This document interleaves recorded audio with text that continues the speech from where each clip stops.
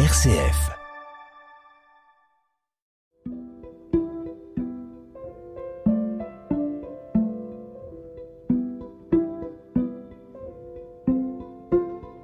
Sortir de l'addiction grâce à la vie communautaire, au travail et à la prière, c'est ce que propose la communauté du Cenacolo. À Ondegem, dans le Nord, une maison a été fondée en 2002 pour accueillir des hommes plus ou moins jeunes qui prennent du temps pour réapprendre à vivre sans drogue, sans alcool et se reconstruire à tout prix. Bonjour Aymeric. Bonjour. Vous êtes le responsable de la maison du Cenacolo ici à Ondegem. Nous sommes au cœur de la maison Sainte-Thérèse, l'une des nombreuses communautés du Cenacolo réparties à travers le monde. C'est quoi cette communauté ? On est une communauté qui accueille des ex-toxicos ou des personnes qui étaient un peu perdues dans leur vie, qui avaient du mal à s'en sortir, qui trouvaient plus de sens. Et on est ici pour se reconstruire, pour apprendre à s'accepter, à creuser un petit peu dans les blessures de notre passé, pour se guérir, pour se retaper et sortir un jour. L'histoire de la communauté du Cenacolo, elle a commencé avec qui ? Quand ? Où ? Elle a commencé avec Mère Elvira dans les années 1983. Alors même si ça faisait une vingtaine ou une trentaine d'années qu'elle sentait le désir d'ouvrir une communauté pour des toxicos, pour des jeunes perdus. À l'époque, en Italie, c'était le boom de l'héroïne. Et voilà, elle a beaucoup insisté auprès de ses supérieurs pour mettre en œuvre ce désir qu'elle sentait dans son cœur, quoi. C'est vraiment une œuvre de Dieu. Et c'est comme ça qu'est née la communauté de Cenacolo des années après. Et 1983, du coup, où elle a reçu une maison de la part de la ville de Saluzzo, au-dessus de la colline. Il y avait la Vierge qui l'attendait devant la porte, dans une maison mais en ruine, quoi. C'était un terrain vague, si on peut dire. Donc là, elle a accueilli des jeunes toxicos qui ont appris à travailler, à prier, à vivre en communauté. C'est ça le pari du Cenacolo ? Oui, on repose sur trois piliers, comme vous l'avez dit. C'est le partage et l'amitié. C'est le travail qui nous rend un peu une dignité. Et c'est la prière. Alors, c'est venu un petit peu petit à petit petit à petit, dans le sens où le travail c'était nécessaire parce qu'il fallait reconstruire la maison, forcément, et l'amitié aussi, puisque quand on vit en petit groupe, c'est important de savoir se regarder les uns les autres, se demander pardon, et essayer de faire des pas les uns vers les autres pour tenir le coup, quoi, pour garder une paix dans la maison, pour garder une bonne entente, et apprendre à se respecter aussi, parce que c'est une vie communautaire, et c'est pas évident. Et la prière, c'est des garçons qui ont suivi Mère Elvira par curiosité au début, 1, 2, et puis 3, et puis toute la maison s'y est mise, quoi, tous les soirs à prier avec elle. Alors que tous les jeunes ne sont pas forcément croyants. Au départ, non. Moi, j'avais complètement tourné le dos à l'église. Et c'est venu petit à petit aussi, quoi, en suivant les autres, en écoutant, en cherchant à comprendre aussi, et puis ensuite en le vivant. Une journée type à la communauté du Cenacolo, elle ressemble à quoi ? Alors, elle ressemble à réveil à 6h du matin, puis chapelet en chapelle pendant 40 minutes, 50 minutes à peu près. Ensuite, on prend le petit déjeuner. Puis, c'est les premiers engagements avec le ménage, s'occuper des animaux et ensuite le travail. Donc, c'est cet été surtout du potager et l'entretien des espaces verts de la maison. On déjeune à midi. Après midi, après le déjeuner, il y a un temps de partage, un frère avec un autre. Choisi au préalablement ou au dernier moment, ça arrive aussi, hein. Et on prend 40 minutes pour discuter, pour essayer de s'ouvrir un peu les uns aux autres. Parfois c'est se demander pardon, parfois c'est se gueuler dessus, parfois c'est aussi seulement s'ouvrir sur ses difficultés, demander de l'aide. On enchaîne avec un chapelet, le deuxième de la journée, et on repart sur le travail ensuite jusqu'à 6h30, 7h. Ensuite un dernier chapelet normalement. Le dîner, à nouveau un temps de partage en binôme, et ensuite un petit peu de temps libre quand même avant d'aller dormir. Et les derniers engagements, bien évidemment, mais voilà. Je voyais que dans ma vie, j'étais dépendant de l'alcool, de la drogue. Jean-David, 29 ans, communautaire depuis 5 mois. Parce que je dépensais environ 500 € dans la drogue, le reste dans l'alcool. Et je me voyais en décadence et je voyais aussi mes enfants qui regardaient leur père qui était dans les ténèbres, qui tous les jours voyaient leur papa soit alcoolisé, soit soient drogués. Et moi, j'ai fait ce choix parce que je suis descendu jusqu'à aller vivre pendant une semaine. Je suis allé vivre dans ma cave parce que je supportais plus le regard de mon ex-compagne, de mes enfants sur moi. Donc j'avais cette honte. Donc je suis parti dans ma cave pendant une semaine et j'ai un ami j'ai appelé mon meilleur ami qui s'appelle Olivier. Je l'ai appelé, je lui ai raconté cette histoire et il m'a dit cette phrase qui est très belle.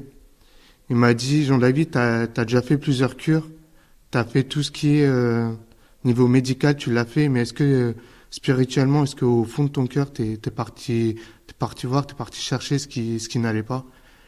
Et c'est vrai que j'avais jamais fait ça de ma vie. Il m'a parlé du Chenacolo qu'il avait connu lui au Pérou.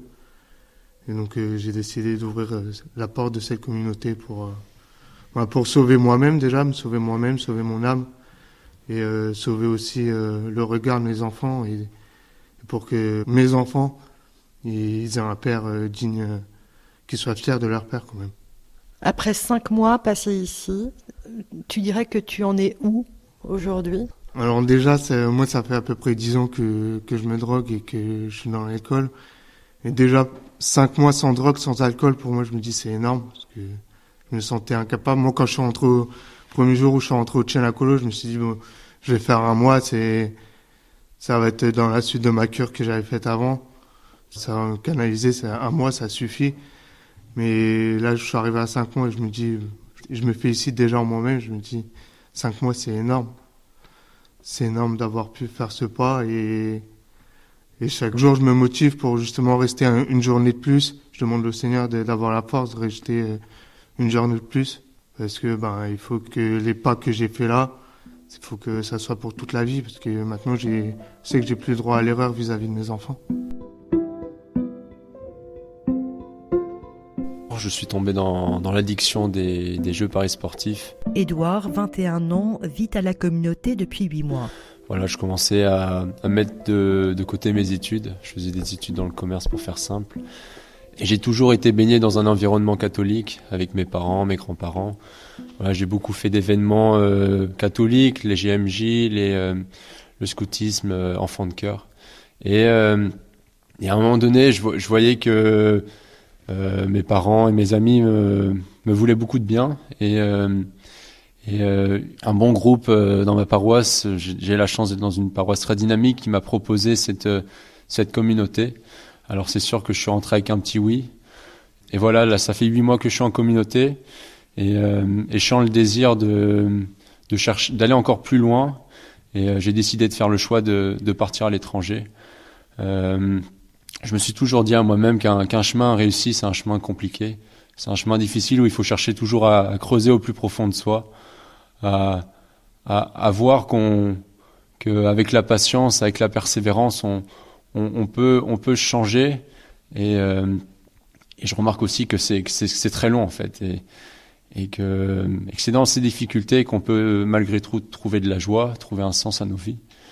Et voilà, moi je remercie déjà la communauté pour tout ce qu'elle m'apporte et voilà, je continue la communauté dans un pays étranger, donc voilà, on va voir, mais voilà, chaque jour est compliqué, chaque jour est une lutte, une épreuve, mais chaque jour on dit un petit oui, un petit oui de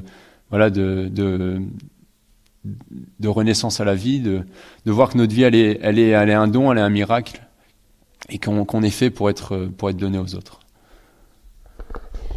Aymeric, parmi toutes les communautés du Chenacolo, il y a aussi des maisons réservées aux filles. Elles sont moins nombreuses. Là, ici, vous vivez entre garçons. Comment vous gérez aussi le manque de présence féminine? Il n'y en a pas, tout simplement. Alors, c'est vrai que c'est parfois compliqué, mais d'un autre côté, ça nous coupe aussi. Et ça fait du bien parce qu'il y en a... Enfin, moi aussi, personnellement, je suis rentré avec des gros problèmes vis-à-vis de la gente féminine en général. Et voilà, surtout des problèmes de respect. J'avais énormément de mal à avoir un regard propre, et je pense que de couper un petit peu avec tout ça, ça m'aide beaucoup, surtout à me rendre compte d'à quel point je suis tombé bas, et à quel point encore aujourd'hui, malgré l'absence de femmes, je peux tomber bas. Et voilà, comment est-ce que je gère? Tout simplement, il y en a pas. Je demande de l'aide aussi. Je parle beaucoup avec Franco, qui est le responsable en France, pour avoir son avis, pour avoir des conseils, mais aussi avec certains amis qui sont proches de la fraternité. On a un Italien ici qui a fait 3 ans, dont 2 ans de responsabilité dans la maison, et qui habite dans le coin avec sa femme. Et à lui, je parle beaucoup de tout ça. Je lui demande beaucoup d'aide. Il s'est marié en sortant de la communauté avec une jeune fille qu'il a connue ici. Et il a appris à la connaître encore davantage, plus intimement, à travers des lettres, en s'écrivant de temps en temps, dans le secret. Aucun des frères était au courant, si ce n'est Franco, qui lui a donné l'autorisation de commencer un peu cette relation. Mais voilà. Voilà, on gère comment, on s'abstient. Aymeric, à quel moment on sait qu'un chemin est fini ici, à la communauté du Cenacolo? Je pense que c'est quand on commence à avoir envie de rester. Quand on commence à vraiment se sentir bien dans la communauté. Parce que quand on a trouvé la paix ici, c'est que vis-à-vis de nos difficultés, nos propres faiblesses, nos propres blessures, et vis-à-vis de celles des autres, on a trouvé la paix. Quand on a compris qu'il y a des choses qui changeraient pas, qu'il y a des faiblesses en nous qui resteraient, mais qui sont là et qu'on peut en faire aussi des belles choses, je pense. Et puis quand on a compris ça, quand on a aussi vraiment trouvé la paix intérieure et pas seulement une paix superficielle, un sourire un peu faux, je pense que quand on a trouvé quelque chose de profond, et avec, je pense aussi, la vie de la communauté, avec son accord, parce qu'elle a quand même 38 ans d'expérience, on peut penser à sortir, oui. Avec un projet concret aussi, bien préparé et bien ficelé, pour pas sortir nulle part.